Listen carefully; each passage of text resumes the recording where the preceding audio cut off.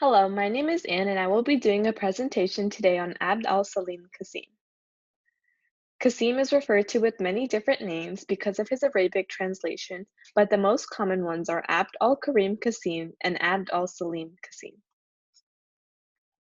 Here is a quick overview on Qasim with his beliefs and what he did throughout his time. He very much opposed pro-Western policies and beliefs and was known to side with communism and communist parties, which he would lead and form into his followers and army. He came to power after he overthrew the monarchy and soon after took position as prime minister. During his time in office, he was known to overall better the lives of his people by providing more farmland, housing, and trying to increase women's rights. Qasim's reign occurred from the 14 July Revolution, where him and his followers had seized military control of Baghdad and overthrew the monarchy. They did this by using the government's plans for military troops and killed many royal members and their associates.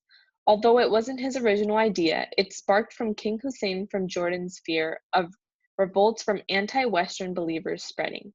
From this came the end of the old regime and the start of the new republic.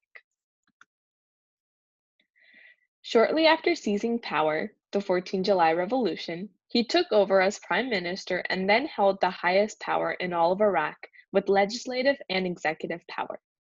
As prime minister, his main goal was to achieve a balance with the growing pan-Arab trend in the military. During his time, Qasim's admirers have brought up his marvelous job in bettering the lives of the ordinary people of Iraq. He took over 90% of land from a British-owned petroleum company and turned it into farmland and increased the size of the middle class considerably.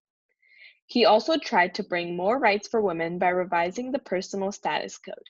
He increased the budget of education over 10 million and therefore increased enrollment. He tried to maintain the political balance by using the traditional opponents of Pan-Arabs, the right wing and nationalists. Qasim created an alliance with the Iraqi Communist Party, which was opposed to any notion of Pan-Arabism.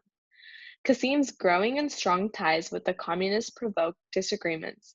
Ba'ath Party ideas started increasing and the idea of overthrowing Qasim also sparked. They tried to assassinate him but were unsuccessful. But in 1962, the Ba'ath Party overthrew him. Here is a quote from Qasim himself in which he states, "Patience will benefit you in every hour, every time, and every opportunity. It helps you to overcome your opponent, however strong he may be.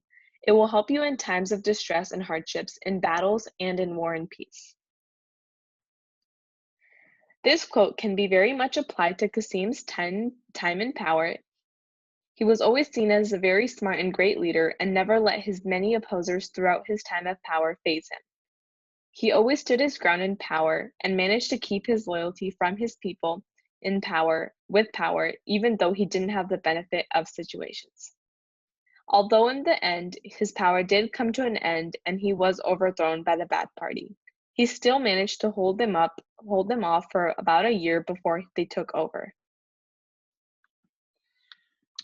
Here is another quote from Pete Sluglet, who studied Qasim's reign and had concluded, "All that Qasim was, he was never seen as corrupt, even by his worst enemies," and he had quoted, "Qasim's failings, serious as they were, can scarcely be discussed in the same terms as the venality, savagery, and wanton brutality characteristic of the regimes which followed his own."